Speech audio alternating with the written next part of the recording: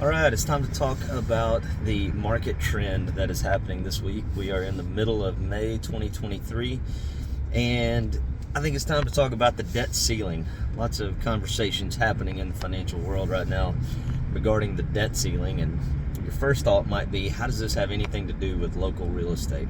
Well, the most direct impact it may have is the ability to fund USDA loans. So in order to understand how that happens, let's back up a little bit. In January of this year, we technically hit the debt ceiling, which is how much money America is allowed to borrow. And so whether that's Treasury bonds or whatever, I'm not going to get into all the details of how America borrows money, but we hit the debt ceiling back in January. Now, the reason it hadn't been a problem so far is because there are these things called extraordinary measures that the Treasury is allowed to take.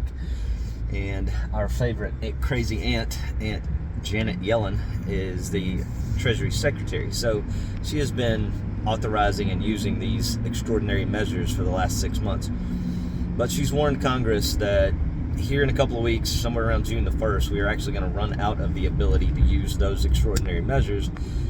And so that basically means that we have hit the limit again, and she has no other options. Now, she has no other options, meaning that as money comes into the U.S. government, she can spend it, but she can't basically overspend it. We've hit imagine on a personal level, you hit the limit of your credit card. Well, there is that little moment in time where they let you go over the limit, and they'll charge you extra for going over the limit. But at some point down the road, 3-4 days later, if you're still spending over your limit, they basically stop it at that point. It doesn't actually stop right at the credit limit. So that's where we are today. Now, if we go pay that balance down on your personal credit card to, let's say your limit is $20,000 and we pay it down to $19,000, well, we got $1,000 to spend.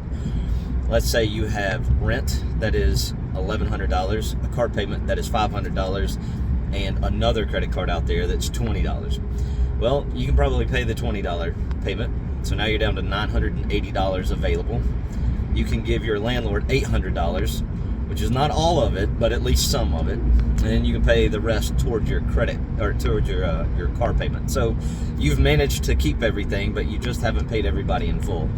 That's what's likely going to happen on June the 1st if we don't get Congress and the Biden administration together and agree that, hey, this is where we're going to need to raise the debt limit to. So they're arguing about it right now. So if June 1 comes and they haven't figured it out, and by the way, June 1 is kind of a soft target. It might actually be May 29th. It all really depends on what we have to pay between now and then, right? So somewhere around June the 1st, if they don't get this deal done, then we're going to start having to decide what payments we're going to make as a country, which also means our ability to get debt probably decreases, because we will be rated kind of like your own personal credit score. It'll go from 800 to 750 if you miss a payment, and then it'll keep going down if you continue to miss more payments. So that's about where America is around June the 1st. So they may stop funding certain things. That brings us back to the USDA situation. This happened in 2011, which the real estate market was in the tank then, so it didn't really affect much. But I was around in 2011 in the real estate market, and I had a couple of deals that didn't get funded in USDA because we were waiting on this debt limit thing to get fixed. So there's been 2 or 3 times, I feel like, in my career that this has happened, where they will stop funding to certain things.